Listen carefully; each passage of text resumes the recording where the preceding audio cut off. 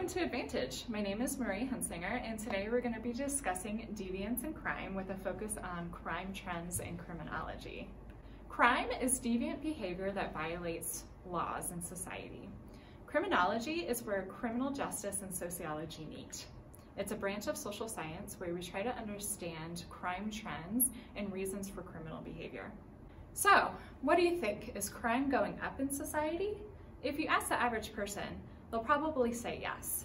However, crime trends have been going down consistently since the 1990s. Both violent crimes, which we'll explain what that means, murder, assault, and property crimes, which are crimes against property, for example, vandalism or theft. So crimes have been going down consistently since the 1990s, even though if you ask the average person, they wouldn't necessarily know this. That is because media tends to sensationalize negative news stories over positive news stories. How does the US stack up against other countries as far as our incarceration rates? Well, you may or may not be surprised to know that the United States incarcerates the largest share of its population compared to any other country in the world, with El Salvador being a close second. However, it is good to know that in the recent last couple of years, our crime rates have been going down slightly. So if you look at the trends, in 1980, we incarcerated about 500,000 people, 500,000 people or so. By 2008, this number jumped up to 2.3 million people. So that is quite a jump in just a couple of decades. And we're going to talk about why. One reason is the war on drugs, which started in the 70s and really escalated in the 80s and the 90s, required longer sentences for low-level drug offenses. Also, three strikes laws. So there's many states who have some version of this on the book. Three strikes laws occur when someone has committed a serious felony 3 times and are sentenced to life in prison without parole. There's also, as we mentioned in last video, stigma attached to the ex-con label, where it's difficult to reintegrate back into society, find legitimate employment, and so you reoffend and end up back in prison. Lack of economic and educational opportunity in certain areas of the country. Again, this goes back to strain theory and social disorganization theory, where if you live in an area that doesn't have legitimate job opportunities or job opportunities that just don't pay enough, sometimes it's more lucrative for you to resort to certain criminal acts. And also people who are not able to make bail. So if you're not able to pay your bail, you sit in prison or jail awaiting your trial. Also, inadequate reentry services and job training. So rehabilitation services like GED courses, learning job trades or apprenticeships like a skill like electrician or plumbing, having access to college courses via correspondence courses. All of those we know correlate with low recidivism rates. We'll discuss what recidivism means in a few slides. Private prisons is a hot topic of debate, and we have seen an increase of private prisons in recent years. So what this means is that the government contracts to private companies a prison that is run by a third party.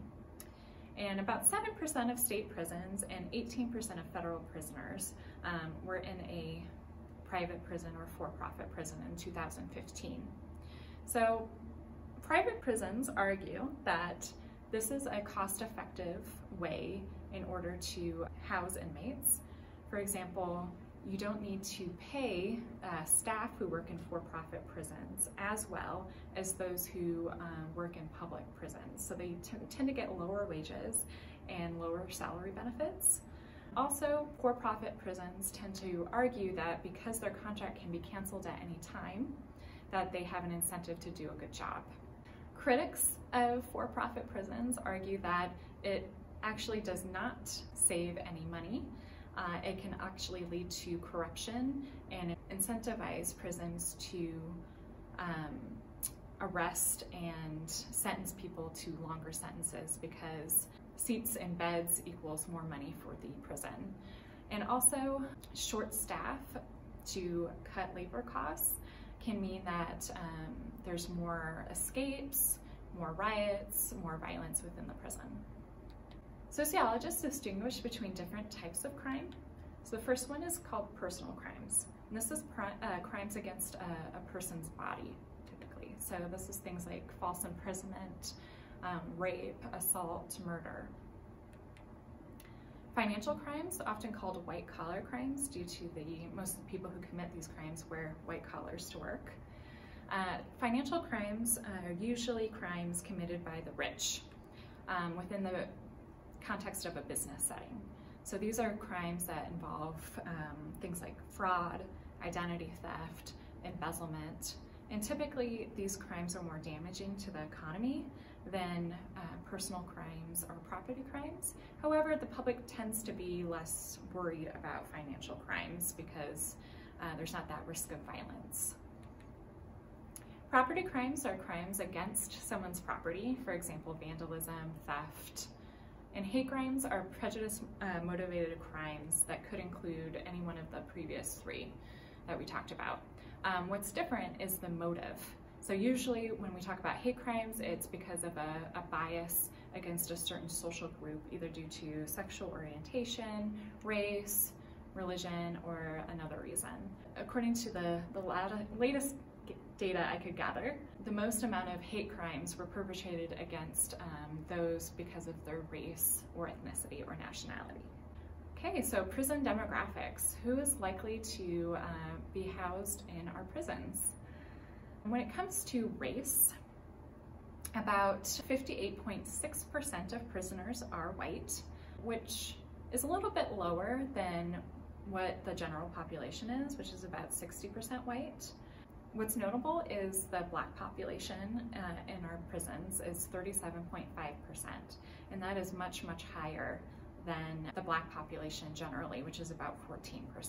So we've seen a lot of conversations about racial inequality in the justice system and racial profiling and targeting Black and brown people, especially in certain inner city contexts. As far as ethnicity goes, because Hispanic is considered an ethnicity and not a race, about 32% of inmates consider themselves of Hispanic origin, and 67.9% are non-Hispanic, either white or Black. When it comes to gender, there's a large discrepancy between female and male inmates. Although women are about 50% of the population, they're only 7% of the prison population. Comparatively, men make up about 93% of the prison population. When it comes to age, typically younger and middle-aged people are more likely to be incarcerated, with the highest group being between the ages of 36 and 40.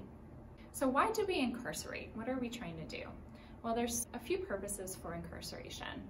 The first one is deterrence, which is we're trying to encourage people to not do crime by suggesting that if you do crime, this is what's going to happen to you. You're going to go to prison. You're not going to like it. It's going to be bad. Punishment and remedy is the second reason. So this happens after the crime has already occurred, and you need to be punished or pay up for whatever deviant acts you committed against society. So this can include incarceration, monetary or material fines, or requiring behavior of an individual, such as community service. So, does it work? Well, when we talk about if prison actually works to defer or punish, we're talking about whether or not a prisoner is likely to reoffend, or recidivism rates. So recidivism is the tendency of a convicted criminal to reoffend. US has a high recidivism rate. In fact, about 37% had at least one new prison admission by the end of 2015. And the reason why we have such a high recidivism rate is because of some of the reasons we talked about a few slides ago. Often, felon is seen as a life sentence, a stigma that you have to carry around with you, a lack of training programs within prison, GED classes, college classes, also a lack of support groups, mentorship programs, things like AA, Alcoholics Anonymous, to help people get back on the right track. And so without certain support services to make sure that people are being rehabilitated, we see high recidivism rates. And the solutions on what to do about this is a hot debate among politicians and among prison reform activists. Okay, so thank you for watching my video on crime and criminology. Tune in for our next video on social stratification. Bye.